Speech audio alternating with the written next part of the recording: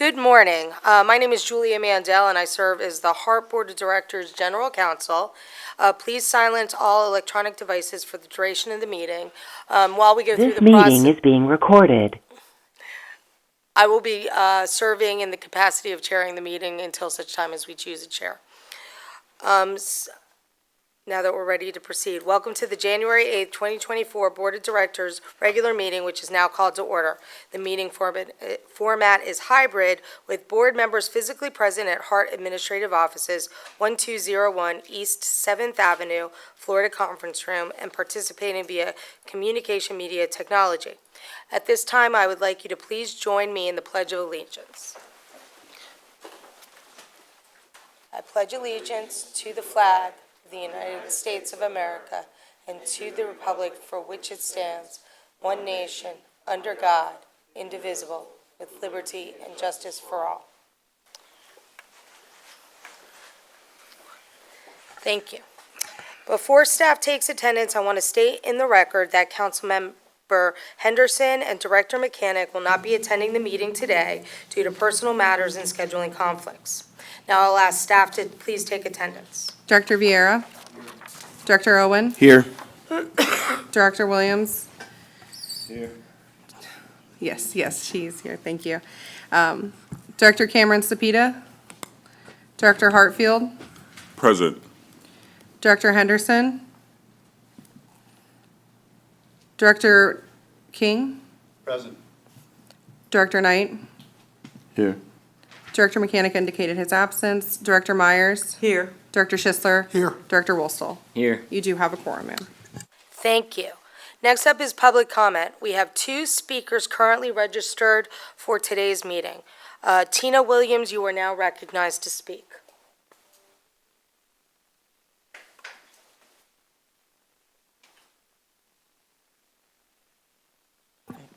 Thank you. Good morning, board members, community. Happy New Year. I trust that everyone got the proper rest and everything that they needed. I'm back again. Once again, my name is Tina Williams. I'm representing ERC, or Educational Resource Center, my own personal thing that I've started. Once again, I do have a hidden disability. I do take the bus, so I do want to commend some of the board members that did reach out to me, and we are still continuing those conversations. And while I was able to meet with some of the HART staff, I still have not gotten a resolution on the issues that I raised. So I am here again to say that HART needs to be more autism friendly, and not just for some of the comments that I received and feedback were, well, you can just always take HART Plus. As I indicated before, HART Plus is not always financial savvy for young adults and people who have disabilities, who are often, through no fault of their own, they're on fixed incomes. The new schedule or the new markup, I like to shout out or commend, but I'm being very sarcastic when I say that, about the route changes to the 32 to International Mall. The day before Christmas, the route changed. So the 15 and the 32 used to go inside of International Mall. Now they send a little note, take a short little walk with us to the mall. Well, I had the opportunity to have a blind young man and a young lady on a wheelchair who happened to be on that route. They were trying to get some Christmas shopping done. Well, the new location is outside of the mall at the Boy Scout stop, Boy Scout Road stop. It is a safety concern, once again, that it's not a short walk. There's no pathway that someone safely can take the bus. It's International Mall. HART, please come into the 21st century. We need to be disability friendly. It's no reason to save time. You're not saving time. And then I tried to ask the bus driver, hey, what's going on? You guys got to get off the bus. We know our drivers are tired. We get that. But management, you all scheduling, you need to get together and you need to talk about these bus changes. Stop changing the routes and fix the times. I'm going to keep coming. We need a better system. We just have to. There's no reason that I have to take an additional 15 or 20-minute walk around to the mall against traffic going through a parking lot. It makes no sense. As I stated before, the 3336 to UATC does not connect. This new markup is even more hideous than the previous markup. We've got to do better.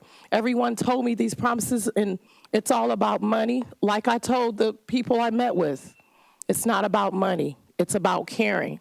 These things that I'm talking about have nothing to do with money. Make the changes needed.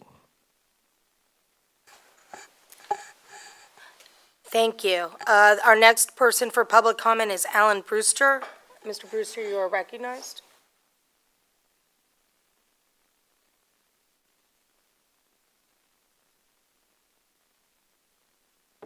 Alan Brewster. I want to first start out saying that I am an advocate for change, and I do have a hidden disability. A little over 10 years ago, I had a house fire, and I suffered second-degree burns on both my hands, both my feet, my legs, and my backside. And so now I have a PTSD. And I want to say this, that the issue with the FMLA and holiday pay being taken away from me was a trigger. And that trigger has caused me to have nightmares, flashbacks, and that issue still isn't resolved. I talked to Matt Whiteside the other day. He told me that the FMLA was approved, but I still haven't got my holiday pay back, and the occurrence has not been taken off my record. And I would say this, he emailed me several times asking me, how could he assist me? I emailed you back in November about the issue, so why he keeps asking me, how can he assist me? The issue was in the email. He has the authority to call payroll and whoever else to fix the issues, and he's not doing it. So I can't call payroll. I can't call the manager or whoever to say, hey, take that occurrence off my attendance. That's the manager, Matt Whiteside. That's his job. And I don't understand why he keep emailing me, asking me how can he assist me. I emailed it to him back in November. He told me it was an easy fix. It's not an easy fix because I'm here in the January now. I did what I was supposed to do. I had the doctor refill out the paperwork, and it's still lingering. It's an issue for me and my disability because it's still lingering. And it's like, I'm just a number, 4,009 at this company. That's all I am. But I advocate for change. I'm just one person. They'll just push me off to the side and say, oh, don't worry about what he's saying. There are a lot of systemic issues at this agency. Communication is one of them. If a driver does something wrong at this agency, they immediately reprimand them. Like when I booked off for FMLA, within a week, I got emails saying, your holiday pay gonna be taken, you have an occurrence now, the FMLA wasn't approved. But then when I showed them like, hey, that's not my fault. You guys need to fix this. They're dragging their feet on fixing it. This is systemic. This ain't just with me. I talk to a lot of other people that are going through the same thing. They drag their feet when they need to correct issues. Thank you. Is there anybody else who would like to speak during public comment? Seeing no one else, this concludes the public comment portion of the meeting. The next item is, oh, I apologize. Thank you. Thanks. I just wanted to comment on the two that came up before. It seems that these items would be corrected, or some type of resolution be handed during the process. Is part of the process to provide it to the board, or what is the process to resolve it prior to getting to the board?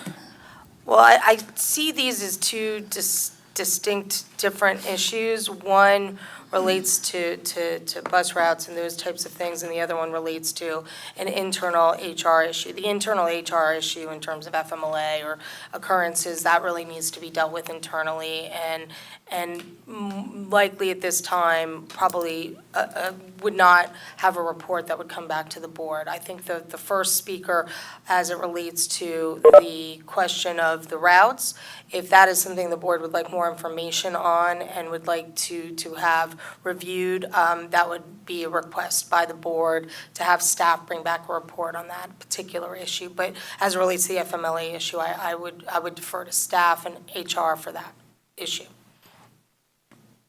Okay, I'm going to defer to, we don't have the chair, rather. Defer to Mr. Drainville about the FML HR issue for your handling. So I'll definitely have staff look into the specific comments that were made. I do not necessarily know the specifics, but I'll have staff look into that.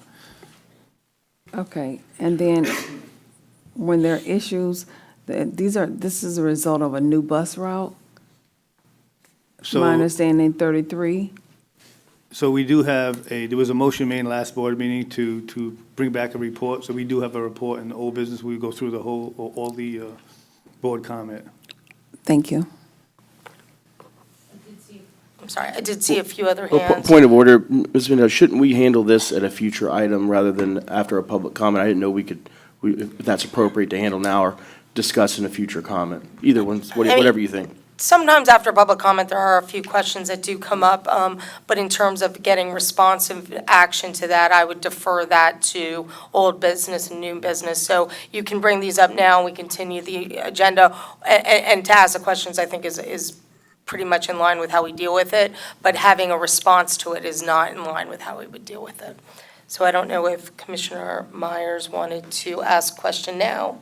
You had your hand raised, so, and then it would be Director Knight. And thank you. Mr. Allen, I can't remember, I didn't write it, Brewster. This is his second time coming before us on the same issue.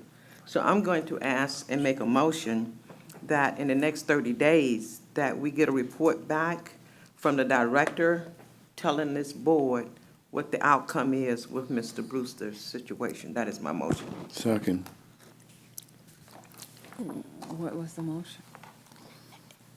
If you really, I think it would be appropriate to have that action taken during new business, but I think raising the issue now, when we get to news business, we'll go ahead and have that action taken.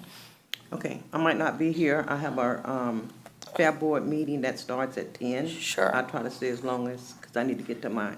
Sure, well, But that is my motion, okay? So if I'm not here, I still like this motion to come before this board. Thank you. You have a motion on the floor that's been made and seconded. It requires a vote.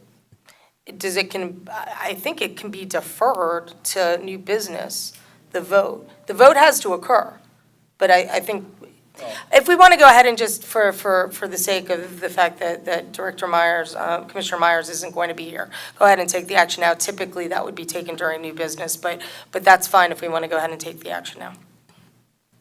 All right.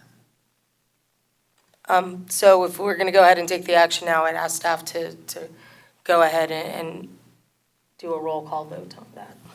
Director Viera? Yes. Director Owen? Yes. Director Williams? Yes. Director Cameron Sapita? Yes. Director Hartfield? Yes. Director King? Yes. Director Knight? Yes. Director Myers? Yes. Director Schisler? Yes. Director Woolstall? Yes. The motion passes unanimously. Thank you. Director Knight did have his hand up as well, so if you want Yes. to go ahead. Good morning, and sort of like Commissioner Myers said, Director Myers as well. We are concerned and would love to the positive outcome of it, that listening, don't want it to continue. And there's two things that I feel that can be addressed. So along with the emotion that we're concerned with the riders and the former employees, that the right thing happened. So Prayerfully, we'll get this over with. Thank you. Thank you. Are there any other questions or comments related to our public comment portion of our agenda? Seeing none, we're going to move on to the elections of officers, which I will go ahead and chair. Before we get started on the election of officers, I did want to make sure that the board recalled that there is a policy in your policy manual that the HART board officer positions are to be filled by at least one county elected officer. So as you're filling the 4 positions, one of those persons does need to be a county elected officer, not an appointed, but elected officer. Thank you. The process for the election of officers will be that I will ask for a nomination from the floor, which nomination does not require a second. Once the nominations are closed, I will ask board members to vote on the nominations in order received to identify one board member with the majority of votes. The last step will be to confirm the board officer election by a motion of the board. Is there any questions as to this process? Point of clarification, General Counsel. Yes. So the current officers, we have 3 identified officers, and you noted 4. I apologize. I meant to say 3. I was thinking about some of your other boards, but yes, sorry, it is 3. Thank you. So you have 3, at least one needs to be an elected member of the Board of County Commissioners. So I will proceed forward.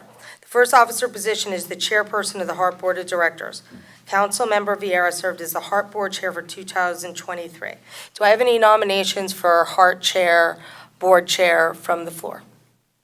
Nominate Louis Vera, Councilman Vera, for chair.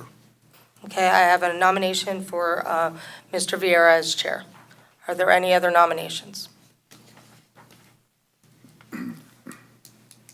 Seeing no other nominations, I will Second. proceed forward to have a vote on Mr. Vieira continuing to serve as the chairman of the HART Board of Directors. Can I have a motion, please? So moved. Second. I will ask staff to take a roll call vote. Director Viera? Yes. Director Owen? Yes. Director Williams? Yes. Director Cameron Sapita? Yes. Director Hartfield? Yes. Director King? Yes. Director Knight? Yes. Director Myers? Yes. Director Schisler? Yes. Director Wolstel? Yes. The motion passes unanimously. Thank you, and congratulations, Mr. Vieira. Do you want to say a few words before we Sure. proceed forward? This is my first day out after having COVID being negative, so if I was telling somebody my filter is not the best, if any of y'all have had the aftermath of COVID, so I'll try to keep my comments brief lest I say something dumb or whatever. But no, just thank you so much, and this is such a pivotal time for us at HART.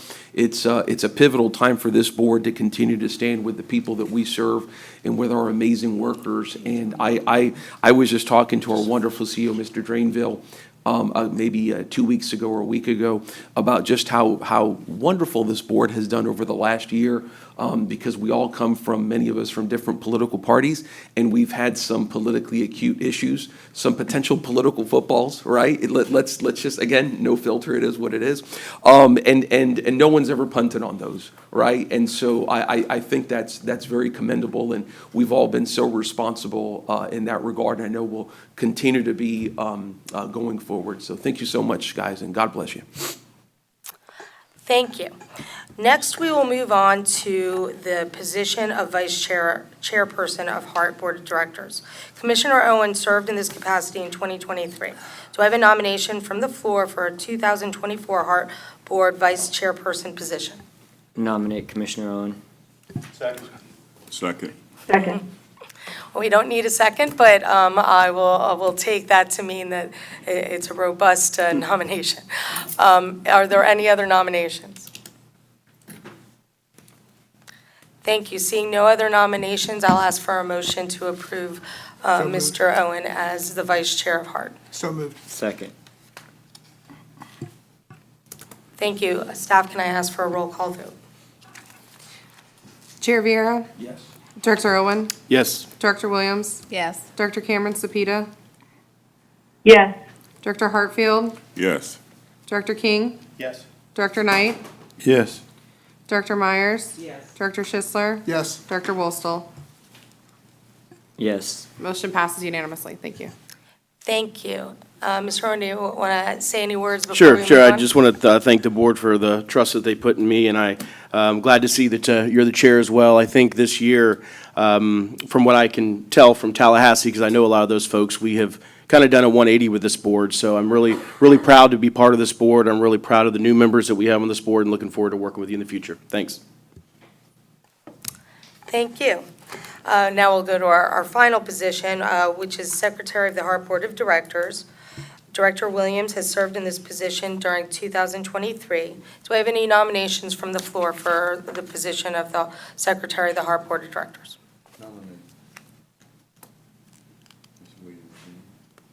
Thank you. That's a nomination for Ms. Williams. Are there any other nominations? Seeing no other nominations, I'll ask for a motion to appoint So moved. Director Williams as. Is there a second? Second. Second? Very good. Staff, can you do a roll call vote? Chair Viera, Yes. Director Owen, Yes. Director Williams. Director Williams. Yes. Director Cameron Sapita, Yes. Director Hartfield, Yes. Director King, Yes.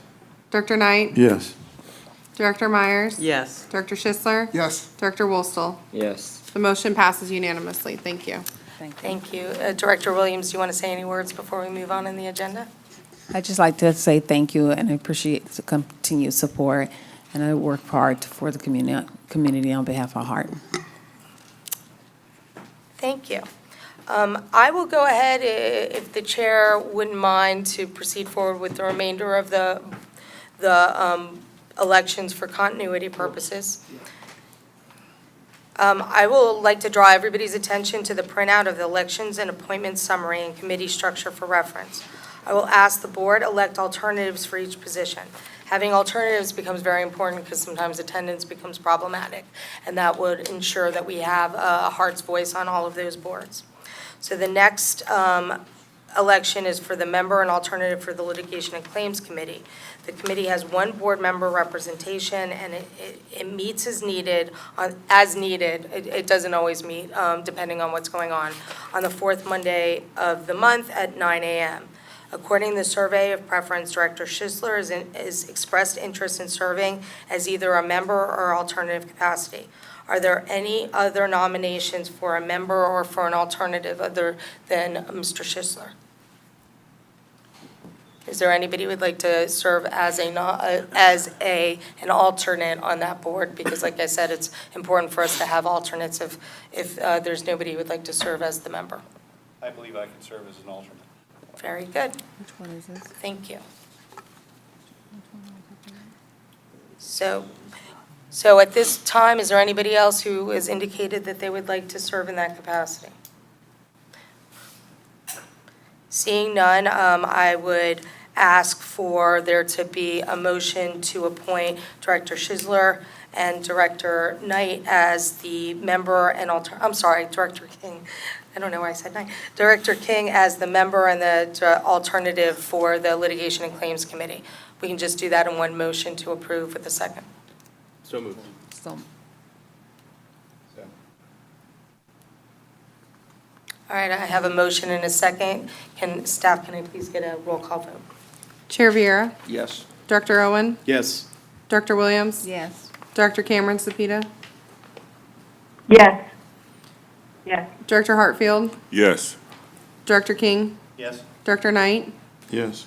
Director Mechanic.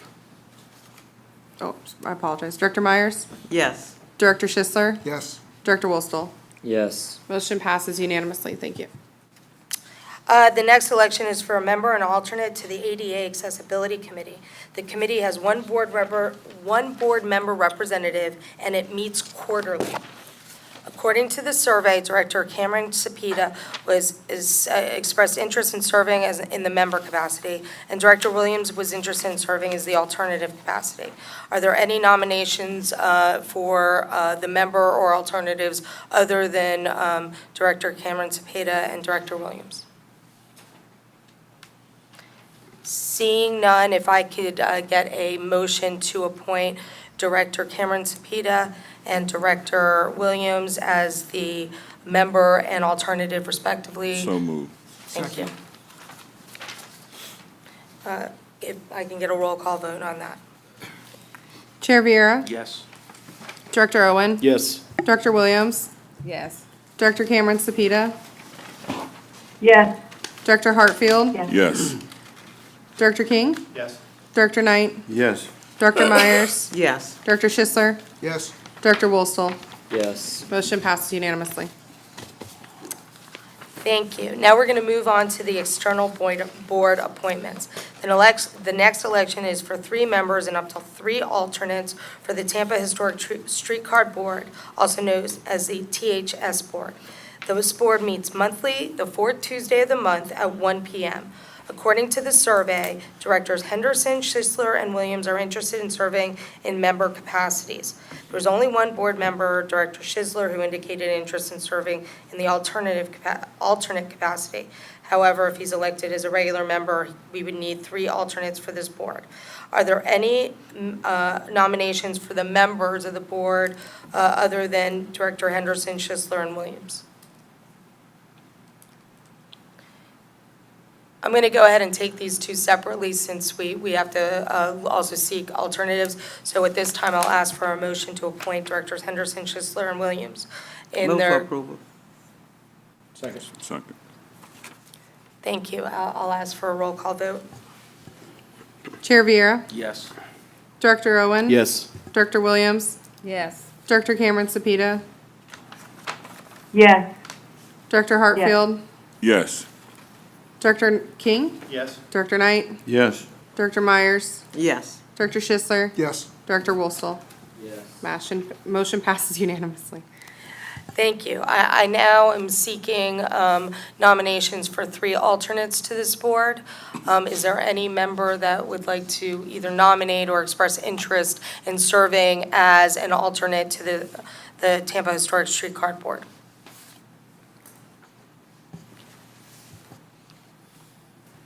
I'll be an alternate. Very good. Any other directors interested in serving as an alternate? I'll volunteer. Director Knight, thank you. If there's no other indications of alternates, I'd ask for a motion to appoint Directors Owens So and moved. Knight as alternates to the Historic Streetcar Board. And there's one extra one if someone changes their mind. So moved. Chair Viera, Yes. Director Owen, Yes. Director Williams, Yes. Director Cameron Sapita, Yes. Director Hartfield, Yes. Yes. Director King, Yes. Director Knight, Yes. Director Myers, Yes. Director Schisler, Yes. Director Wolstel. Yes. Motion passes unanimously. Thank you. Thank you. The next election is for a member and alternate to the Transportation Disadvantage Coordinating Board. This meets bi-monthly. According to the survey, Director Schisler was interested in serving in either the member or alternate capacity. Are there any nominations for a member or alternate other than Director Schisler, who's indicated his interest in serving? I'll go ahead and take those 2 separately in terms of the member and the alternate. Now I just seek a motion to appoint Director Schisler as the member for the Transportation Disadvantage Coordinating Board. Move for approval. Second. Chair Viera, Yes. Director Owen, Yes. Director Williams, Yes. Director Cameron Sapita, Yes. Director, Yes. thank you, Director Hartfield, Yes. Director King, Yes. Director Knight, Yes. Director Myers, Yes. Director Schisler, Yes. Director Wolstel. Yes. Motion passes unanimously. Thank you. Now I'll seek any interest in serving in the alternate member to the Transportation Disadvantage Coordinating Board. I'll take it. Director Williams. I'll volunteer. Okay, so we have two volunteers for this board. We have Director Williams, Director Hartfield. Do we want to go ahead and take separate actions on those, or do you all both want to continue to serve in that capacity? We have another board, just so you know, that doesn't have anybody who's sought any interest in it. That's the Affordable Housing Advisory Board. So if any of you would also potentially want to serve on that instead, that would also be another option. I'll defer to Director Williams. I will remain on the disadvantage board. Okay. Thank you for it. Then why don't we go ahead and take a motion for Director Williams? So moved. Second. And this is the alternate for the Transportation Disadvantage Coordinating Board. Chair Viera? Yes. Director Owen? Yes. Director Williams? Yes. Director Cameron Sapita? Yes. Director Hartfield? Yes. Director King? Yes. Director Knight? Yes. Director Myers? Yes. Director Schisler? Yes. Director Wolstel? Yes. The motion passes unanimously. Thank you. Thank you. The next election is for a member and alternate to the Affordable Housing Advisory Board. This meets on the second Monday of the month at 9 a.m. We did not have any members express any interest in either a member or alternate for that board, so if there's anybody who would like to serve in that capacity, we could go ahead and take that election up now, if anybody has interest. I'll express interest. Very good. Thank you. Director Hartfield has expressed interest in the member capacity, so why don't we go ahead and take a motion for Move that? to approve. Second. Chair Viera? Yes. Director Owen? Yes. Director Williams? Yes. Director Cameron Sapita? Yes. Yes. Director Hartfield? Yes. Director King? Yes. Director Knight? Yes. Director Myers? Yes. Director Schisler? Yes. Director Wolstel? Yes. The motion passes unanimously. Thank you. We still have an open position for the alternate on that board, if anybody would like to express interest. Is that the county's, Yes. I chair that board, so I'll automatically be there. You are, Oh, but I'm you It's can't, a conflict. but you Okay, can't serve in both capacities, although the fact that you're there does help. But yes, you can serve in both of those capacities, so yes, thank you. Director Williams, are you expressing interest in serving as the alternate for that? Very good. Move to Thank you. approve. Second. Chair Viera? Yes. Director Owen? Yes. Director Williams? Yes. Director Cameron Sapita? Yes. Director Hartfield? Yes. Director King? Yes. Director Knight? Yes. Director Myers? Yes. Director Schisler? Yes. Director Wolstel? Yes. Motion passes unanimously. Thank you.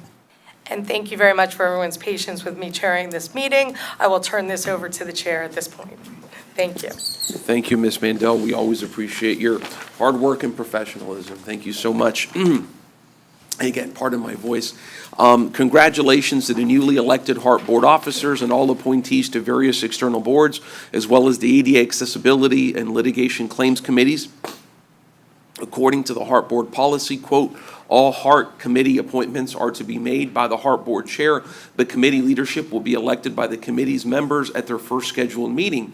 To expedite the process in lieu of the scheduled January 22nd committee meetings and based on the interest expressed in the survey of preference, I would like to appoint all members who expressed interest in serving on the HART board committees, including for Finance Audit Committee, Schisler, Williams, Knight, Hartfield, and King. For Strategic Planning and External Relations Committee, Schisler, Mechanic, Williams, King, Cameron Cepeda, Hartfield. For Operations and Safety Committee, Schisler, Williams, Knight, and Henderson. We have one more vacancy on the Operations and Safety Committee. Are there any interest from board members? If so, you can state your interest right now or reach out to staff if you'd like to join this committee. Is there any expressed interest at this time? There are members who aren't here who can reach out to as well, so, because I know a lot of folks have gone out for other committees. Okay.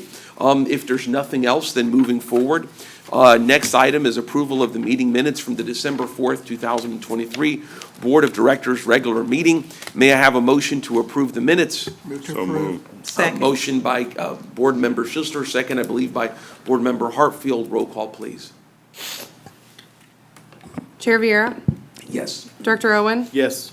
Director Williams, Yes. Director Cameron Sapita, Yes. Director Hartfield, Yes. Yes. Director King, Yes. Director Knight, Yes. Director Myers, Yes. Director Schisler, Yes. Director Wolstel. Yes. Motion passes unanimously. Thank you.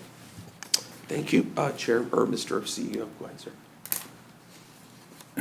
Good morning, HART Board members. Happy New Year.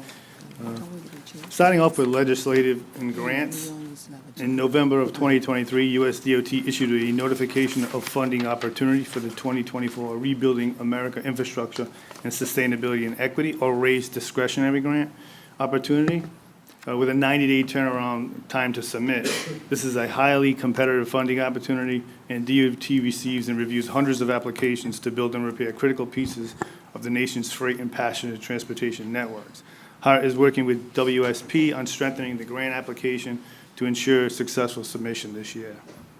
The teams have a rigorous schedule ahead of them with a series of workshops, weekly project updates, safety reviews, and the development of an action plan to increase the competitiveness of the HART heavy maintenance facility for all discretionary grant programs and to fill in the funding gaps through federal, state, and local partnerships. The FTA is expected to open up the next round of bus and bus facilities and low-no admissions grant programs in the first quarter of 2024. HART staff is considering which project from the agency's priority list would best fit this funding opportunity. Regarding the state update, for the 2024 legislative sessions, we have secured sponsors to submit local appropriations forms on behalf of HART. Representative Costa has submitted House Form 1468 requesting $10 million in non-reoccurring general revenue in the state budget for the construction of the heavy maintenance facility. And Senator Collins has submitted Senate Form 2360 requesting $35 million in non-reoccurring general revenue in the state budget for the heavy maintenance facility. This request includes construction of and support of structures of the heavy maintenance facility. I personally reached out to both Representative Costa and Senator Collins to thank them for sponsoring these funding requests.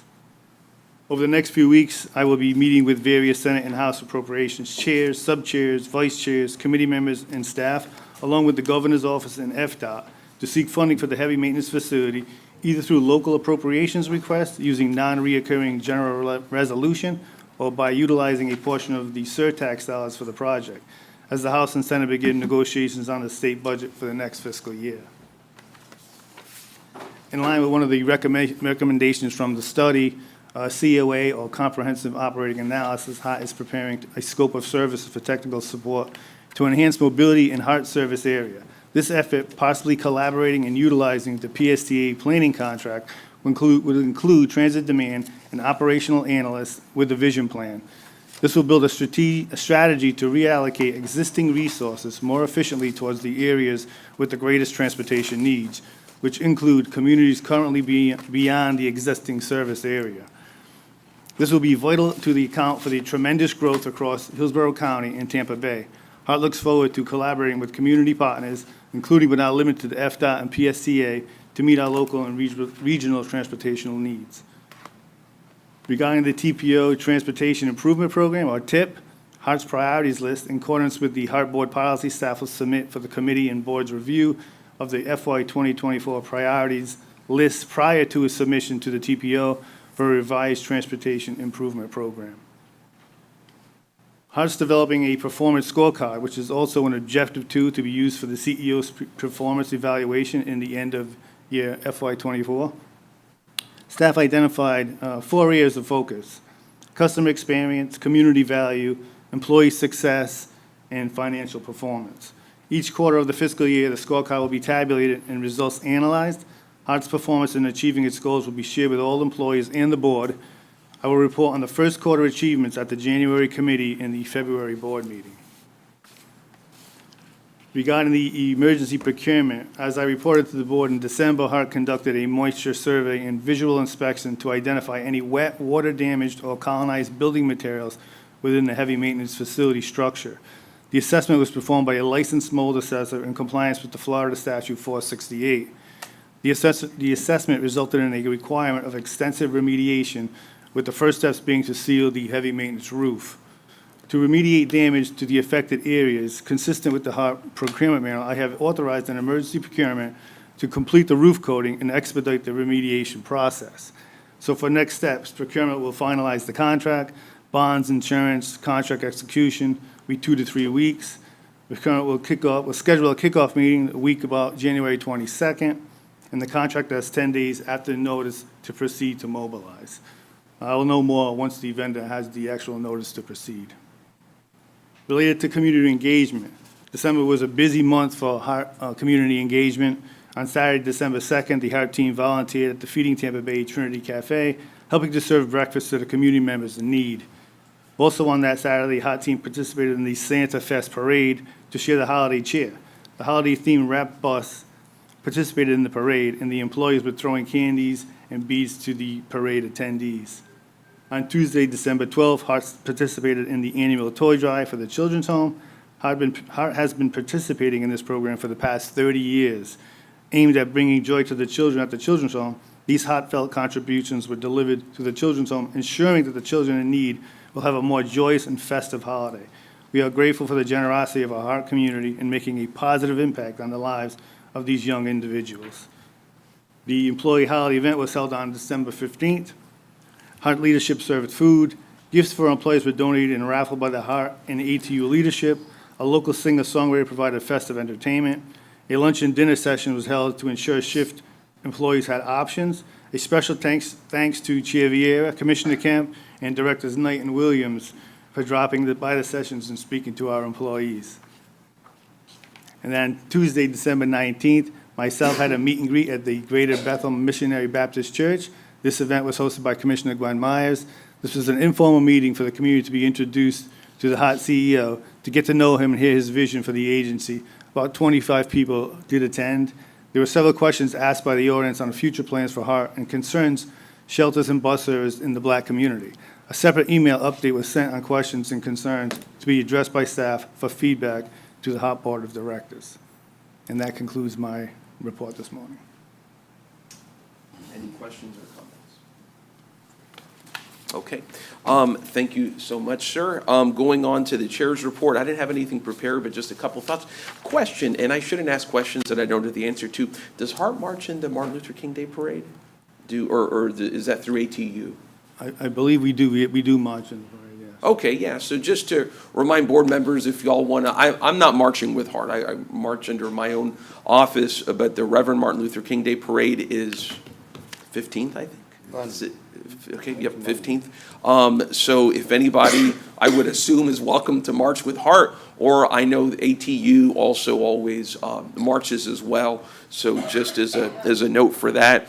And I did also want to comment on CEO Drainville's comment on the HART employee Christmas party. That, I mean, I don't know about you, Scott, but I mean, I felt that the worker spirits were really, really high. Like you could tell, like there was a lot of just optimism in the air. I mean, would you agree with that, or? I would definitely agree. You're like, no, I disagree. No, but No, definitely agree. I had plenty of positive feedback after that. Great. Yeah, and I thought it was wonderful. And then the FDOT report, I know we'll be discussing that in some more detail. We should probably set a time to talk about it if we haven't. I don't think we have. But I would urge everybody, I know it came in Thursday? Yeah, I read it with COVID, but I read it, but I understood it as much as I could with my COVID status there. But, you know, we'll talk about it more in detail. But I mean, I was generally pleased with the results, and I won't get into it in detail, but I mean, I think it acknowledged some core critical funding needs that HART has, including the heavy maintenance facility.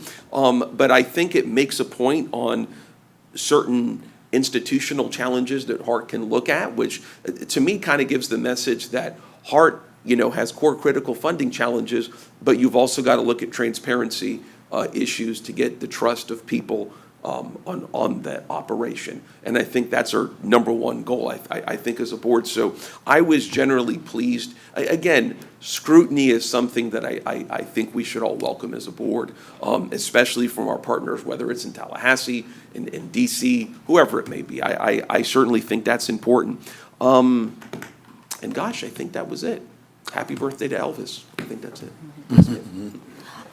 I wanted to find out with that report, do you want to have that be an agenda item for I did. discussion? If somebody wants to make a motion. On the next board Yes. meeting? If I may. Yes, sir. Yeah, I was going to bring it up, since we're talking about it now, I was going to bring it up in new business, but I kind of wanted to get Mr. Drainville's recommendation on possibly having a workshop on that report, because I think it would be really intuitive for all of us to get a good understanding and get an understanding from staff who has taken a deep dive that can comment. I mean, some of the changes were like changing the charter and things like that I think are very important for us as a board to really look at and really listen, because I think it's important that we're listening to Tallahassee at this stage of the game. So, Mr. Drainville, I just want to get maybe some of your comments before we make that motion on how you think we should approach this, if we should do it in some type of workshop scenario, or if it should be done, somebody should provide a presentation on it.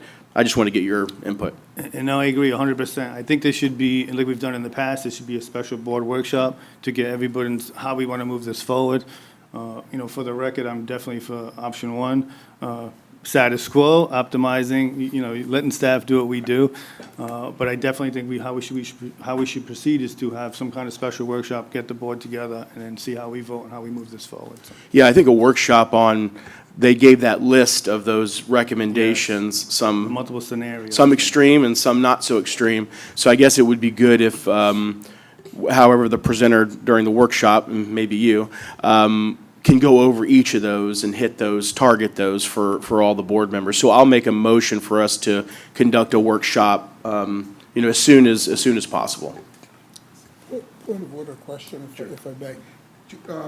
If we have a workshop, can we take action at that workshop, or do we? You can't take action at the workshop. Can we schedule a board meeting? Can we do both? You could certainly, within your board meeting, hold this item as a workshop item, and then come back into your board meeting and take an action during your new business.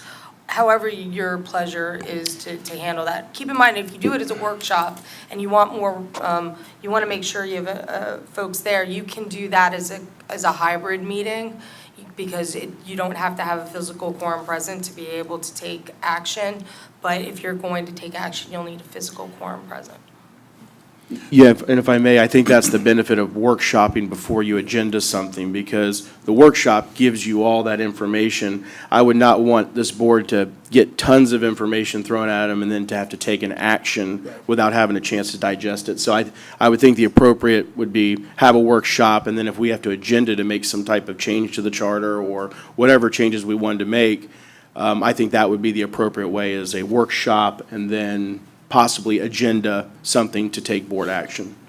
And that's my motion. Yes, sir. Second. Okay, I just want to recognize, if I may, Mr. CO Drainville, but we have a motion by Commissioner Owen, seconded by Commissioner Myers. Go ahead. And I would say that in my email to the board, that FDOT is requesting any questions or concerns submitted in writing, so I can get those questions and answered from FDOT, and then I'll be prepared for the special board meeting, so. Any further comments or thoughts? I do. Oh, yes, sir, go ahead.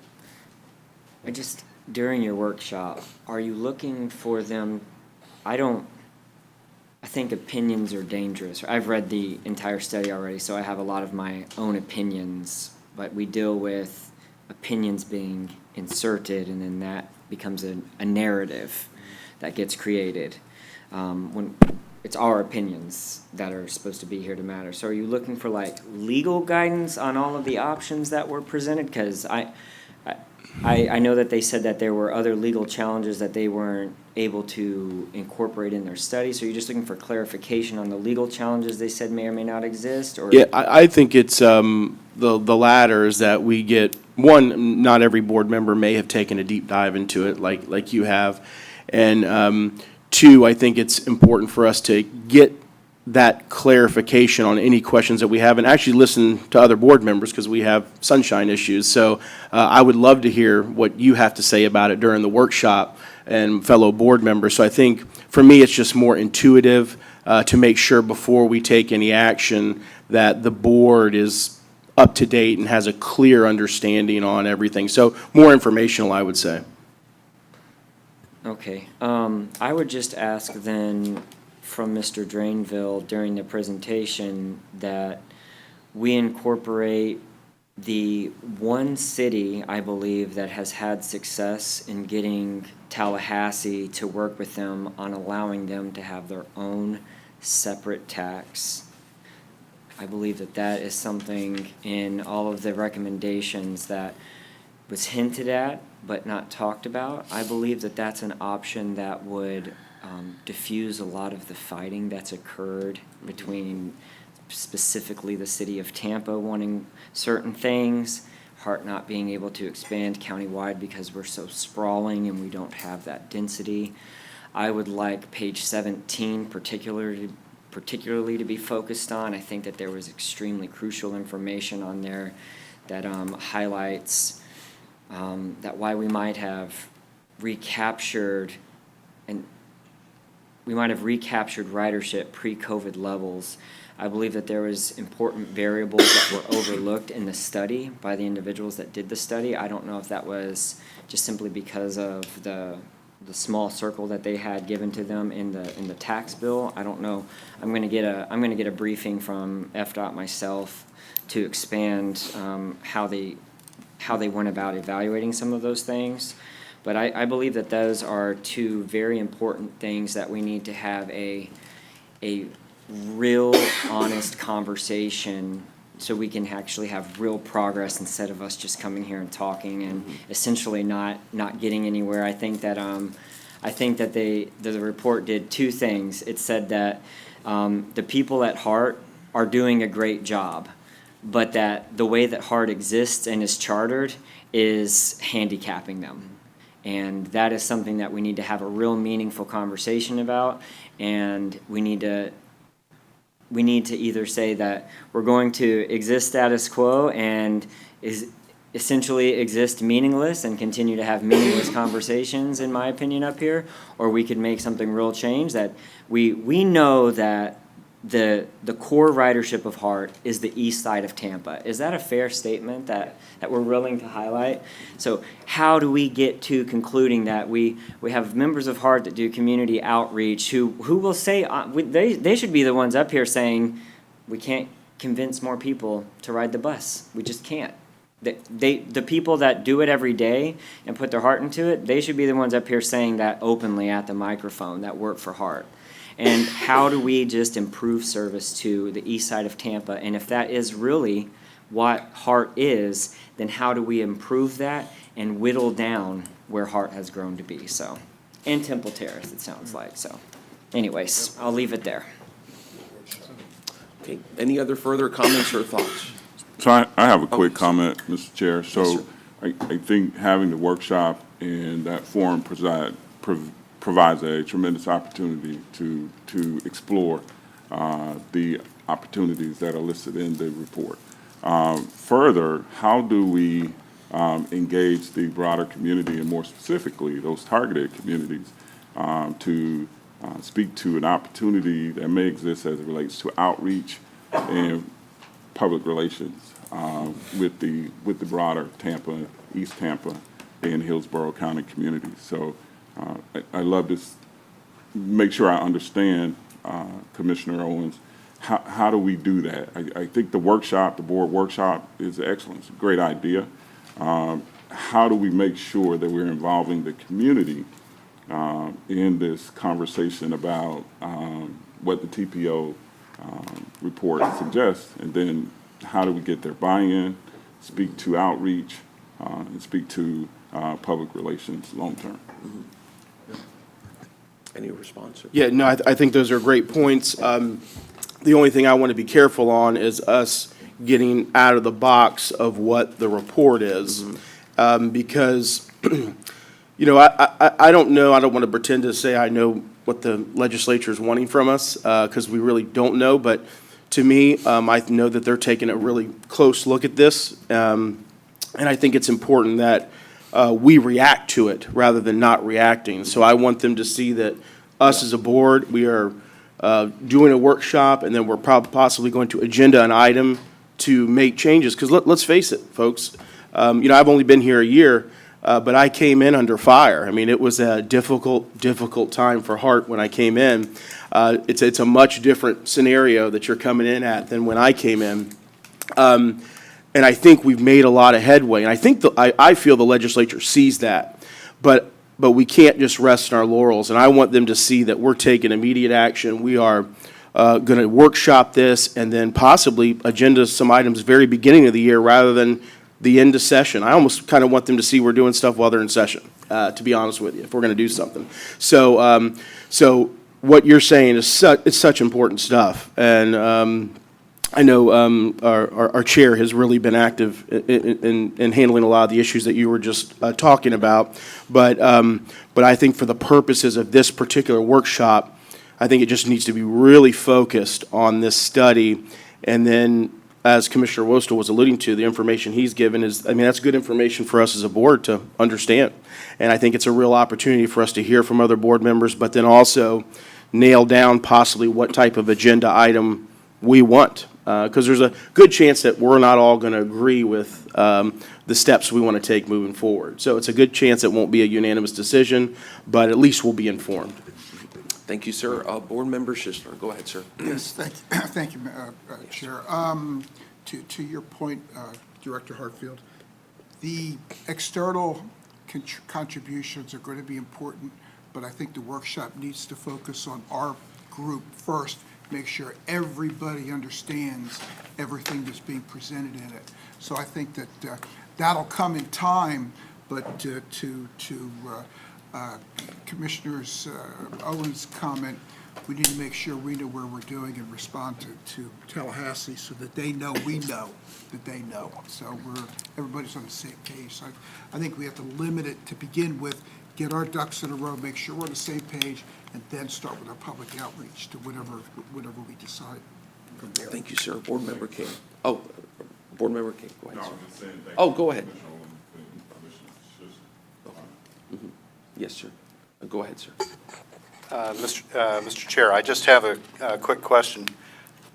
Are we going to have an opportunity to engage with and provide input to our own legislative delegation? And part and parcel with that, will we be going to Tallahassee at some point during the legislative session to, participate in those processes? Well, that's a great question, because I was actually just going to mention that, which is, I know I'm going, what are we, in February, is it? No, January. I'll be darned. Okay, January, okay. So we are, and I think everyone's welcome, right? Correct me if I'm wrong. Yeah, please. So it's, yeah, so a couple of things. You can go to Tallahassee, and if you've ever been to Tallahassee, which I think last year was my first time ever going to Tallahassee to lobby, you quickly find that maybe the best time to lobby isn't in January or February, right? It's maybe getting a conference call with a representative or the state senator, et cetera. But yeah, by whatever means you want, that's 100% welcome, including any, personal relationships. And also that includes obviously thanking the legislators who are stepping out for us. Representative Coster and Senator Collins were mentioned, showing our gratitude and appreciation. But yeah, so that's very well taken. Yeah, it is Hillsborough Day, just to clarify. Do you know the exact dates? It's the 24th. So it's actually Hillsborough Day. So it's really a good opportunity to get there, because the legislators there are kind of waiting for you, your local delegation, because it's them kind of showcasing our county. So it's great. I mean, the crew shows up and they give out Cubans, and it's a really good time. But you have a real opportunity to meet with your legislators there. You may not get a lot of time. You may get like 5 minutes. But I recommend everybody go, for sure. Anybody else? Yes, ma'am, go ahead, please. Thank you, Mr. Chair. I'd just like to thank the executive director and staff for coming to the December meeting, and hopefully we can have more on a quarterly basis. the community has expressed that the executive director come out into the community. So we're in the first quarter, and hopefully we can schedule something with my office and we can go over to West Tampa. Thank you. Absolutely, and I'm glad that happened. And I think Director Hartfield talked about community meetings, and I'm a community meeting kind of guy. I think I've had like 65 or 70 over the last 7 years. I like them a lot. The last year has been more difficult because of my legal practice, but with tort reform. But I like community meetings, and I would like to see some of those happen. So we will obviously get moving on those as well. So any other comments on this before we vote on the motion? Yes, ma'am. No, go ahead. Yeah, I was just going to mention that those meetings with the employees are very important, and they have expressed those as such. And if we could get a schedule of when those are going to happen, if that's around the holidays or if it's just going to be in the middle of the month, I think that, I can make more of a commitment to make sure to attend if I have the schedule in advance. Yes, ma'am. Thank you. And that's a great point you brought up, Director Williams, and I'm glad you did. So whenever I visit the HART workers, I always let board of directors know, but sometimes I do it last minute. So I go, hey, I'm leaving in 4 minutes, but not quite that bad, but you know what I mean. Now, the formal meetings, we haven't had one of those, I think, in a couple of months, so we are due for one. So probably in February, we'll probably do it after our Tallahassee meeting. So y'all will get, everybody will know about it and all that, because it's important. And I can tell y'all that, again, the HART workers very much so appreciate that. It's so important for them to see all of us at different times there, so that they know that we're over there, looking them in their eyes and speaking them the truth on what's happening, because it's their jobs, it's their paycheck, and it's their dedication to us, and it means everything, I think, to them. So that's a great point, so thank you. Anyone else? Okay. A roll call, if we may, please. It was a motion, I believe, by Commissioner Owen, and I think by Secretary Myers, if I'm correct. Go ahead. Chair Viera, Yes. Director Owen. Yes. Director Williams. Director Cameron Sapita. Yes. Director Hartfield. Yes. Director King. Yes. Director Knight. Yes. Director Myers. Yes. Director Schisler. Yes. Director Wolstel. Yes. Motion passes unanimously. Thank you. Thank you. That was a very long chair's report. On to our general counsel's report. I don't have anything for today, but There you thank go. you. Reports from HART Board representatives are in Section 8 of your packet. Monthly information reports are provided in Section 9 of the packet. You wish to talk about an old business item, sir? Yes, thank you, Chair. So on December 4, 2023, the HART Board received a public comment, after which the board members unanimously passed the motion to have the leadership provide a report at the January board meeting on the progress of addressing the concerns raised in public comment regarding the patron with a disability, bus scheduling, drugs transactions, and an FMLA issue.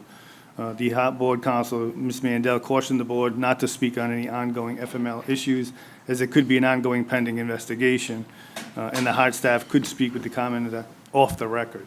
But before staff addresses the specific items raised during the public comment at the December board, I would like to emphasize that the HART team takes seriously the input we receive from our customers, member of the public, the community, and our employees. Quantitative customer input gives us an opportunity to look at individual experiences. On-time performance, mean distance between failure, fleet reliability are inputs that show operations efficiencies, but does not tell us if our customers are satisfied with the service we are delivering. So on January 22nd, we are launching our customer satisfaction initiative. We will be distributing customer satisfaction surveys that we plan to conduct on a quarterly basis to gain quantitative customers' feedback to enhance performance for the system based on what's important to our actual riders. The customer satisfaction survey will identify which characteristics of the journey are more or less important to riders. It will identify trends and prioritize business decisions, again, based on what is important to our customers. The ultimate goal of HART's customer satisfaction survey will be to maximize results and strengthen our relationship with our customers. I will turn it over to Mr. Justin Wildens, Director of Planning and Scheduling, then Mr. Richard Campbell, Chief of Safety and Security, to share with the board the requested follow-up to the public comment. Mr. Willetts. Morning, CEO Drainville. Chair and Board. Justin Willits, Director of Planning and Scheduling, for the record. I'm just going to go through a few notes here about some of the comments we received and some of the actions we took as a result of those comments. And then if there are any questions before I hand it off to Richard Campbell, I can take them, or at the end of his presentation is fine as well, whatever the preference of the board is. One of the first comments was that the commenter wanted to speak to the Director of Planning and Scheduling. So I immediately took both the commenters to my office that day. We sat for about an hour, talked through some things, and we had a subsequent meeting with some other staff as well. So a few of the comments that I'll read to you and respond to are from that secondary meeting as well as the one that occurred that day. One of the comments she said was having to take 3 buses to work. None of the buses connect, and encourages us to ride the bus as they're late, especially at peak times. She lives in a pretty difficult area for us to serve. It's Northdale Mabry, basically the intersection of Fletcher and Northdale Mabry. We used to have 30-minute service intersecting there. Now it's hourly. So it is kind of a funding issue, some of her comments. We need to make better connections between those 2 routes specific to her concern, and I heard that. I know that, and I admit we need to do better, and we're working on that for the April markup, and we're also working to make sure those connections are happening as best they can given the existing schedules for the remainder of this service. We discussed the afternoon on-time performance, kind of the post-pandemic traffic patterns. I think all of you would probably know as well. The afternoon rush hour is the killer, and we're really trying to hone in on that for our next markup to add more time to the schedule. We may even have to reduce frequency to keep those buses on time, but we're willing to make those sacrifices. So in lieu of adding service at an additional cost, we may have to dial back some of the frequency just because of what the operators are experiencing on the street and to make our service more predictable for the riders. I will report a positive swing on on-time performance. The first week of the new markup was December 10th. We saw a 6% increase in on-time performance that week, which was really great and really positive. That has somewhat plateaued. We have school back in this week, so we're expecting that to start dipping back down. But it was a very early positive sign that we've made some good changes, but we still have a lot of work to do. Some of the other comments we received were about her connections from the Route 32 to the 6 on the weekend. We're looking at that specifically, and generally looking across the board at other connections at transfer centers and those few routes that connect like Fletcher and Dale Mabry, not at a transfer center, kind of at, I would say, like kind of the fringe of our service area, to try to make those connections better without impacting things on the other end of the lines. Those are the kind of trade-offs we deal with in scheduling. The commenter did make a specific reference to there are children on the spectrum who ride the bus and asked who we were talking to in the public. I connected her with Carla Williams, the Director of Community Engagement, and she is coordinating on bringing in more of those groups specifically to communicate our changes with them, our existing service, and we're entertaining travel training and bringing back that program in some form. So that's something that we will continue to communicate to you all as well. Another comment was we're not considering construction on the routes. We're not considering the safety.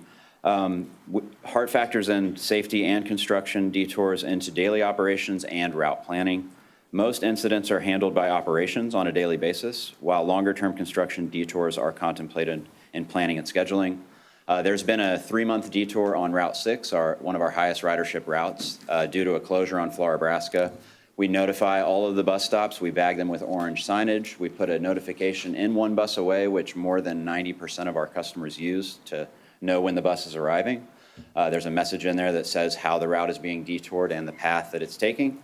So that is kind of what we do on the short-term detour. A longer-term detour is actually, there's one right outside of the building here.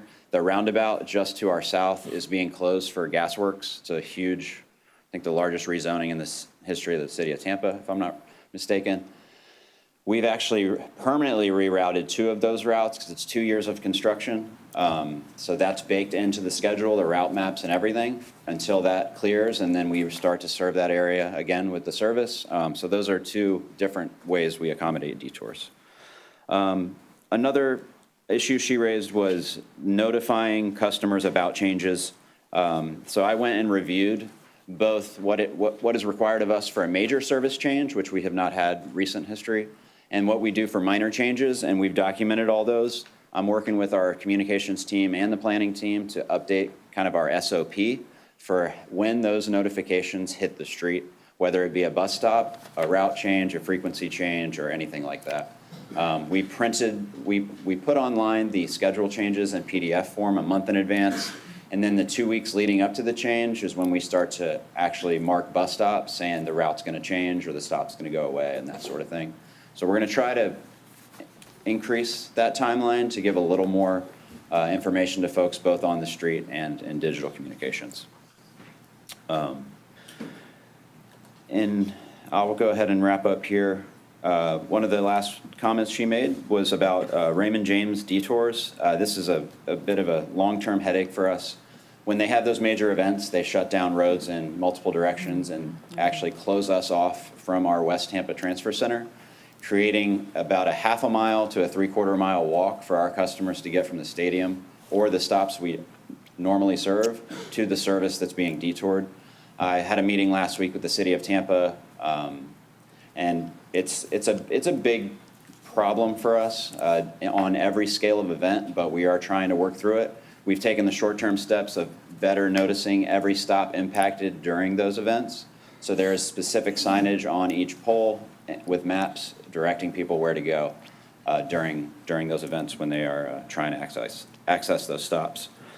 And then I'll just comment on the few additional comments we received this morning about the Route 15 and 32. Without getting too far into the weeds there, many years ago, the International Plaza on Spruce Street is served by one bus stop that is on the north side of the street as you're heading to the airport. You've probably seen it before. The westbound, I'm sorry, that's the westbound stop. The eastbound stop is inside the parking lot of the mall. So what has happened is many years ago, there was some construction that changed the way that you have to walk between those two stops, and we started doing a loop inside the parking lot every trip to the airport. And now, in response to on-time performance issues and some operator concerns about the running times on that route, we've temporarily detoured that so that the bus stays on Spruce to go straight to the airport. It's only about a 3 to 5 minute savings, but when you add that into the route, when we're trying to get on time -2 to 5 minutes, that's a big difference for us. So that's why that was implemented. I did work with our project management office and our ADA expert about if that is still considered an accessible path. It is slightly through the parking lot to connect those two, but it was cleared by our ADA team, and that's why that was implemented. It's a tricky balance to hear the concerns of operators and the public to improve on-time performance. There are negative impacts, and that's an example of one of them. We're trying to do that for on-time performance and the operators having the layover that is supposed to be on the route, but there are negative impacts to our customers. And I will say that overall, for people that are not going to the mall on that trip, it is a service improvement for them. It's reducing their travel time. And lastly, I'll just say, when it comes to service changes, and part of the state study has us looking at a operations analysis and an updated TDP and vision plan, a lot of the recommendations that are going to come out of that, just a fair warning, are probably going to be pretty unpopular with maybe our operators, maybe me, maybe you, maybe our customers, but growing is going to be hard, and making our service more attractive to everybody in our community and better for the people that are already riding. Sometimes it's a hard pill to swallow, but we're going to have to make those changes and bring them to you. So I just ask for future support and understanding. I'll do my best to explain the costs and benefits, and I'll hand it over to Richard. No? Thank you, sir. Board Director Williams. Thank you, Justin. I just have a question. Do all of our buses at some point within the route, with the exception of detours, touch each other? No, not all. Some go to the end and turn around without a connection near the end. But, most routes intersect at some point with other routes. Those that do it at the end of the line at a transfer center, the timing on that is obviously critical, but the ones that are in the middle of the service area, those connections are usually a little trickier to make, just because it's going to impact something down the line. But all the routes don't connect to each other, but all the routes connect to some portion of the rest of the network.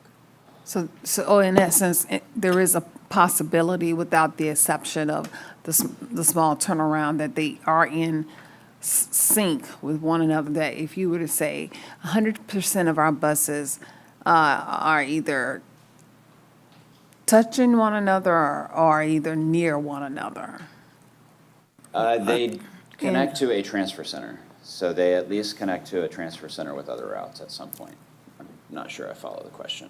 Yeah, I think about sometimes when I hear people say that they're at a route and there is no other, they're so far out, or they don't have a way to get back, or they have to walk a certain place and so forth. So I'm just trying to understand how that happens if we have buses that are near the area or potentially could get near the area. It's just, I'm just thinking that through, but you don't have to answer that now. I was just throwing that out as a question for us to listen to. I'd say the easiest way to kind of think about that is our buses can only go where the geometry of the street allows. So a lot of our routes are controlled by where we can turn and where we can turn around.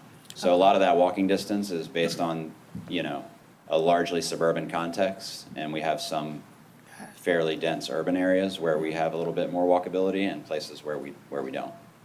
Okay, thank you very much. Sure, thank you so much. Director Knight and then Myers. And again, thanks for the information. And it feels real good to know that, some of the concerns from the community, the riders and everything, that is not just been taken for granted or not even addressed. The information that you're sharing, that I'm sure the board member here and the CEO on down feel, good about it. I do. And I'm going to even, that route, what they're talking about, I'm going to address it, but it made it more clear on what's going on. Thank you for the information. Thank you. Thank you, sir. Mr. Chair. Myers, Thank- go ahead. Good morning, Justin, and thank you for your report. A couple of things that you did mention and what Ms. Tina Williams expressed at her last meeting regarding the International Mall. You just stated that the route was changed so that they're outside of the mall, getting off on Boy Scout in order for the bus to go directly to the airport. Okay, here we have 88 people riding the bus. Yeah. Okay, now they have to walk. So my question, has staff had a visit out to the mall and got off the bus to walk up to International as we're asking our riders to do? Because they Yeah. approved the concept. But think about it, we're talking about physical challenged people that we're putting off at the street and then walking up to the mall. For some, that's challenging. Okay, and I know we're talking about performance. Sometimes performance is not everything. But think about our customers who have to experience riding that, walking up into the mall to their jobs or whatever, or even going shopping. So I wanted you all to revisit that, to see how we can make that, go back to what we had in place. Okay. I think, just quick comment, the stop that is inside the mall is not what you think of inside the mall. They still have to walk across the entire parking lot to get to the mall. So it's just the connection between the two stops is now through a very small footprint parking lot, but the actual connection all the way to the mall is still probably several hundred feet, maybe. Well, I know it's a bus stop right at Dillard's because I shop at Dillard's, so I see that bus stop. So they're walking up, just as a person that parks, you have to walk up to Dillard's. Okay, I don't know about all the other malls, I don't shop in all the other stores. But I think this is something I'm asking staff to go back and take a look at. Absolutely. Okay, And I can then be explain able to further report back offline. at next month's meeting how we can make this better for the individuals who are physically challenged to walk up to the mall. Sure. Okay? All right, thank you. Anyone else? Thank you, sir. I gotta run.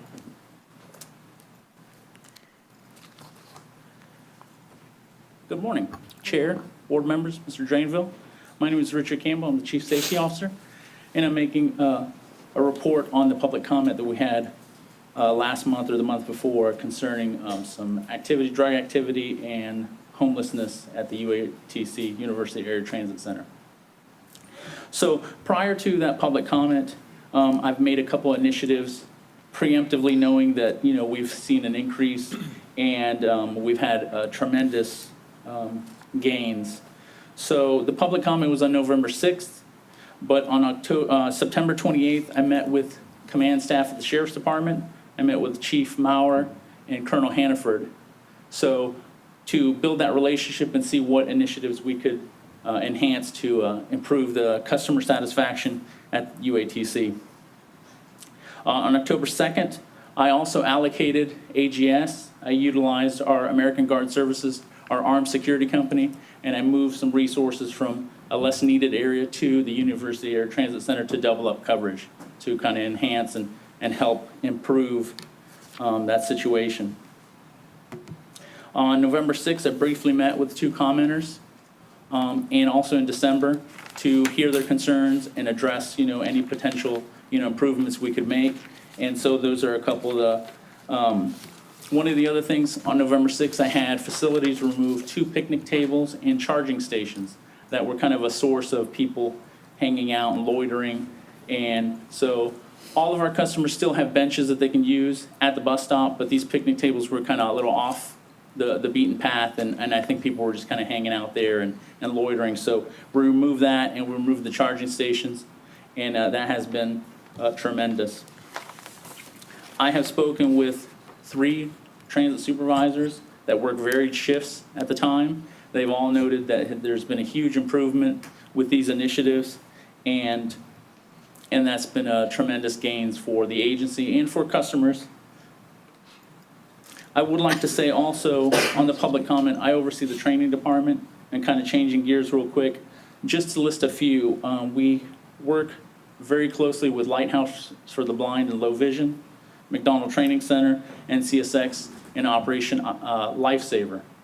So when it comes to people with autism or any disability, the training department welcomes any outside partners that would like to come, or we can go to them. So we go to the McDonald Training Center, we tour their facility, we have people from Lighthouse from the Blind and Low Vision come to us and do trainings. So anything that we can enhance our new operators and, you know, refresher training to kind of help our employees better suit the community and see the needs, that, you know, their needs. I've seen a tremendous downtick in crime and issues at UATC, and I think that has been tremendous. As I said, I met with the commenters again in December to get some more feedback, and they did mention, and I quote, "There have been a lot of improvements, the disabled charging stations, and a lot of the activity has gone down." So these are their words. And then the final thing is, I would like to have Captain Sam Portelatin, I'm sorry, a little tongue-tied, from the Sheriff's Office to come in and give us some metrics and some data from the UATC area. Good morning, members of the board. Thank you so much for having me. Captain Sam Portalatin, District 1, Hillsborough County Sheriff's Office. First and foremost, I appreciate all of you and what you do for our community, ensuring that people from different socioeconomic backgrounds get the best services that they deserve from us, and I see that in action today, so thank you for that. In relation to that specific transit center, what the Sheriff's Office did in there is we enacted what we call directed patrol activities, which is regular on-schedule services for patrol cars to come through. We felt the presence there was important, being seen. It was kind of a 3-pronged approach. We wanted presence, and we also wanted them to park, get out of their cars, build relationships, and the third part of that was to provide services. And what we did is we had our behavioral resource unit, which is a unit that's specifically trained to help combat homelessness as well as mental illness. Those deputies were making contact with individuals there and providing services when they could, and getting individuals to housing when they could, or just meeting with members of the public and looking at what the issues were. We did see that prior to that action, there were a significant amount of thefts in the Walmart that's just north of that. We had shopliftings going on and some also assaults in that parking lot area and also in the transit center. So with the implementation of these regular visits, we've seen that decrease tremendously. Our partners at Walmart also appreciate that, and I think the customers as well who are utilizing our transit are appreciating that. Myself personally have gone there, parked and done some walking as well, and it's just great to meet with members of the community. I think that builds relationships not only there but in general in that area, which is a very special part of my life. My father many years ago started a church there, 131st in Nebraska. So to see that community develop and get the better part of what we can offer them means a lot to me. So we have, with that action, we saw 280 directed patrol activities. So we had a combined 280 calls where deputies would park or sometimes just drive through, meet with customers, meet sometimes with staff. And I think that significant number is when we want to try to continue to maintain. We don't want to lose ground from the progress we're making there, so we'll continue to make those efforts there. So thank you again for your time. I appreciate it. Thank you. Any questions or comments? Board Member Owen, Myers, and then Hartfield, and anyone else? Yeah, first, I just want to say thank you, Captain. Well done. Your response to this in the community is just, I can't thank you enough for how quickly you responded to this. We really have a good benefit here as an elected official in Hillsborough County by having such a great sheriff and you all. So mine is just more comments, and I'm just really, really proud of the work you did and how quickly you responded, and I can tell that it's very personal to you to get out there and help the community. So thank you for all you do. Thank you very much. Ma'am? Thank you for your service, but my question is to, and I forgot your name, I'm sorry. Yes, ma'am. Your name again? Richard Campbell. Okay, thank you, Richard Camber. My question was regarding the charging stations, and I know you stated that you've taken those away, but what about the riders who might want to get off the bus and need to charge their phones, not just based on the homeless people, but individuals that are riding our bus might need to charge their phones from one location to the next? So what we have in the last, I believe, purchase or the last couple of purchases, our buses are outfitted with charging ports on the buses. Now, it's not the fleet entirely. Obviously, there's older buses that, as those, through attrition, we'll order new ones. But so the customers do have an opportunity to charge their phones, those that, that may need it or some electronic device. But those charging stations, this is feedback that I received from a few deputies, but also from our transit supervisors, like they're being bogarted by the non-riders, and then our customers couldn't use them anyway, so. Okay. And I appreciate you saying that, so I take it as a board member, I need to ride a bus soon. I'm just joking. We have ridden together. And then my second question, when we had the community meeting, someone mentioned about a bathroom closure. Do we have at any of the transfer stations, all of the bathrooms are working? As far as I know, unless there's, some sort of maintenance issue or something at it, or a bio, that generally, we do close them after hours for safety reasons. No, But during the hours that they mentioned that one of the facilities, I the don't restroom know was if- closed, so I don't know. Is the Yeah, I reason don't I'm know of asking if anything you- specifically, other than if there was some sort of mechanical problem, Okay. like a leak or something that had to be repaired. Okay, thank you so much. No problem. Thank you, ma'am. Director Hartfield. Thank you, Richard. This is, my comment is actually for the captain. Captain, first, thank you for your service.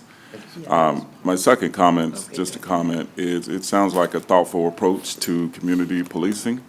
Can you expand on it a little bit, community policing in general, and how you're implementing that? Sounds like there's different initiatives around the county. Yes, sir. Thank you for that question. Yes, Sheriff Conster does definitely make sure we understand how important it is to build relationships in the community.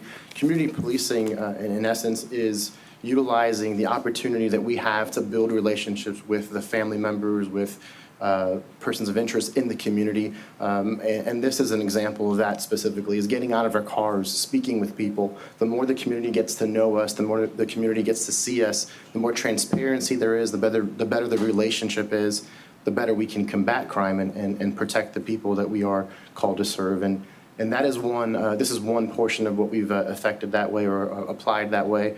We also have meetings regularly with our apartment complexes, with the community leaders there, also with local businesses. And we have seen great gains and dividends from that. Not only do we receive buy-in from the community and understanding what we're trying to accomplish, but we get help from the community in ways that we don't even have to ask. Sometimes they'll just come forward and give us that help. And it's really, really strengthened us because what we've found is it multiplies the amount of deputies that we have out there when community members themselves are considering themselves part of what we're doing to combat crime. And that's the approach we're taking. Thank you, Captain. Thank you, sir. Sure. Board Member Knight. Yes. Thanks for the information. But heading back on the bus at International Mall. Excuse me. Do they have, I wonder, do they have any shuttering service or anything like that, that maybe partnership or? So I can't answer that, but what I was going to say is I was going to speak to our CEO Drainville that I want to go out there. I think somebody had mentioned community organizations with either somebody from HART or McDonald's Training Center to go out there and look at it with somebody from that community. So I can't answer that, but if. I'm not familiar with what kind of shuttle service the International Mall provides, but historically, you know, it is private property. I think it's technically airport property. The shelters that were incorporated into that development when it was originally built are what we serve. And many years ago, the way we're serving it now was the way that we served it then. And then something done on the private development side impacted that. But I don't know the answer to the shuttle question for the property. Yes, sir. And what I'm saying, like, say, like the hospital, some of those places, if the bus drop off, pick up a certain location, and possibly if a partnership or whatever from that location and been with ADA or like that maybe it can work together, you know, to expand, or if they don't or whatever. A lot of places are doing that, so that's why I was bringing that up. Okay. Yeah, we're definitely open to exploring that. I think we're going to review it internally with the rest of the ADA team and then report back. Thank you, sir. Commissioner Wilson. Go ahead, sir. My comment was for the captain real quick, if you don't mind, sir, and I'm not gonna take an attempt at your last name. I heard your comments about trying to provide some service for homeless mental health. Look, my brother is schizophrenic, most important person in the world to me, was homeless for 10 years, mostly because he chose to be. It's an impossible situation to fix. I'm not the politician who's gonna pretend it's one of those things you can fix. You can't fix it. It's a sad situation. We spend millions of dollars of people's property taxes at the commission on local organizations to help with the homeless situation. Do they assist you in that area in any way, or is this just it's only the sheriff's resources and you guys are dealing with what you have? Thankfully, it's not just the sheriff's office. There's no way we can even make a drop in the bucket. Okay. We've got great partners. There's actually a new community that just opened up right in that same area, the Uptown area, Youngstown. They're taking in homeless veterans, getting them that first step and that chance to get into housing. It's a partnership for sure. Do you have the contact information of all of the places that the county funds specifically that's supposed to be helping deal with these issues? Definitely. You do? Okay. Yes, sir. Our behavior resource unit has those contacts, and not only that, they have good relationship with those folks. We actually also hold pretty regular meetings on University Mall property where we'll give services to the homeless, free medical screenings, and try to get them into housing. Okay, perfect. Thank you. Thank you very much for what you do. Thank you. Anyone else? And Captain, you don't have to come back up, but I just wanted to say we thank you for your service. And I'll say this, man, when you said that your father was a minister, it's no surprise from the way you carry yourself. You're a PK, a preacher's kid, as they said growing up. And for me, there's not much of a difference between what your father did and what you do. I mean that. It's a ministry if you take it that way. So just God bless you. Thank you. And I guess that's it. Any further comments on old business? Yes, sir. Just regarding today's public comment, I did get new information in the last hour from the HR staff that the FMLA contractor, Basic, has approved Mr. Brewster's intermittent FMLA, and will remove any occurrences or infractions from his record, and that does make him eligible for holiday pay. So if that suffices the board, that would be the information I would bring back on the next board meeting. Yeah, I would just, public comment is extremely important to me, but I believe in you and staff, so I don't want to get, my undergrad was HR, and it's complicated, and I don't want to get too involved in Yeah. your business on it, so just, you'll do And- the right thing. And if I may, I mean, I'll say it from city council where, we take a lot of these finite issues and they can be handled more effectively, sometimes privately, and then if there's an impasse there, then it can go to the board, et cetera. But yeah, no, but that's great, and I'm glad to hear that. Thank God for that. Okay, anything else on old business? Just real Yes, quick, sir. on, Ms. Mandel, on the workshop that were discussing earlier, does that have to be in person, or can it be a workshop that's a Teams or Zoom, or how are we doing that? I don't know if you mentioned that before. If you're not going to take any action, as you cannot in a workshop, you can hold that via communication media technology. And that way, you're not required to have a quorum in person, Yeah, I so wanted to that make- would be fine. Yeah, unless the board disagrees with that, I wanted to make sure that was the way we go about it, would be through a Teams or Zoom or some type of link. That way, it's more convenient for board members. Sure. Yeah, I mean, and we can either have it voluntarily in person, or however, I guess we can, yeah. But in other words, since we're not taking action, we don't have to have a live quorum. You don't so- have to have live quorum, and Danielle will go ahead and pull you for a time to be able to hold that in the next couple of weeks. Great. Is there any new business? Yes. Yes, sir, go ahead. I have two things that are very important to me that I think that we should start considering, and I don't know how we get there, especially since I don't know how we bring new items on this board compared to how we do it at the commission. Do we have the capabilities to discern how many unique riders ride HART? I don't know if that's a Justin Willits question. I see him standing up. Mr. Willis does collect all that data. Yes, but not at this exact moment. I'm not looking, that's just new business. So first, I would like for us to be able to identify how many unique riders annually. If we can discern that information, I believe that that's a very key variable for us to talk about innovatively moving forward. Second, how do I start working on us getting a serious review of point-to-point ridership subsidized through a regional transportation organization? There's models out there that work. How do we review it and start considering it?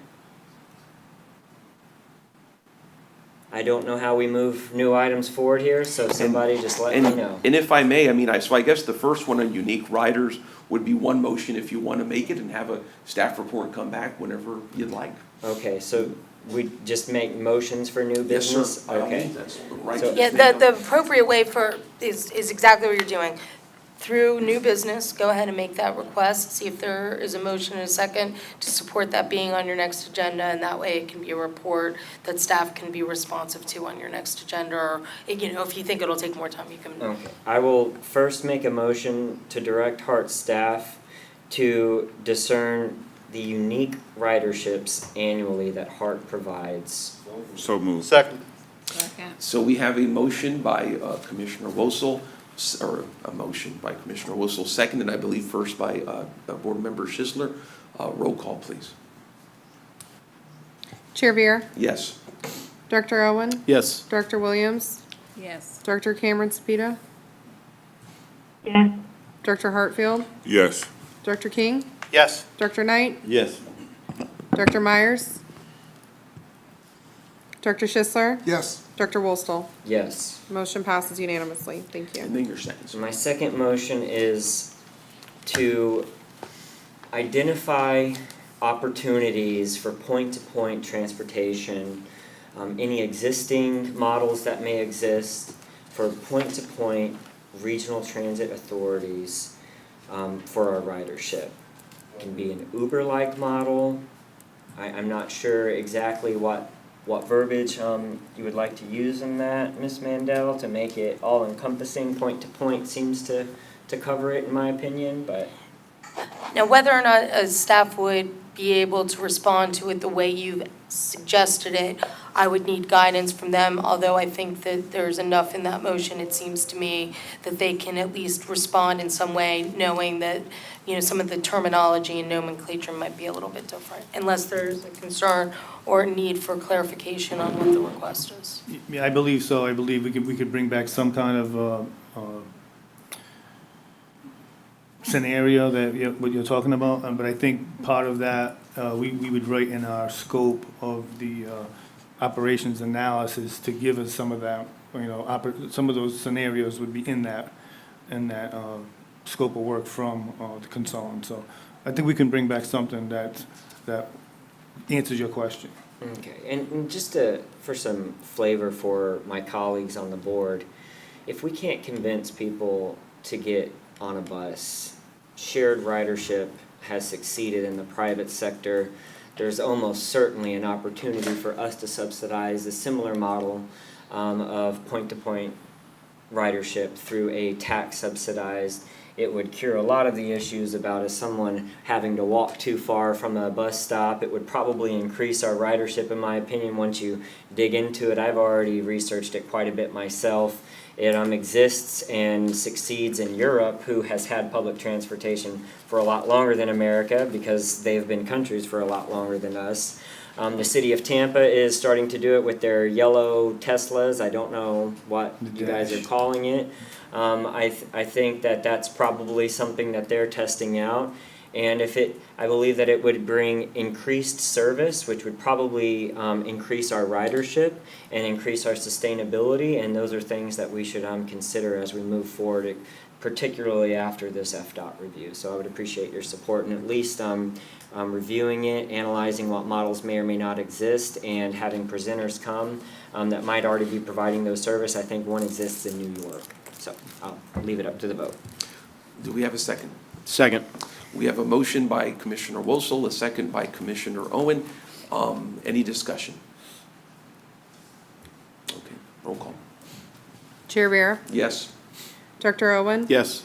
Director Williams? Yes. Director Cameron Sapita? Yes. Dr. Hartfield? Yes. Director King? Yes. Director Knight? Yes. Director Schisler? Yes. Director Wolstel? Yes. Motion passes unanimously. Thank you. Thank you. Yes, sir. Any further new business? Okay, that being, oh, yes, sir. I'm sorry. That being said, we move to adjourn. Thank you very much, everyone, and have a happy Reverend King Day. Thank you. Thank you.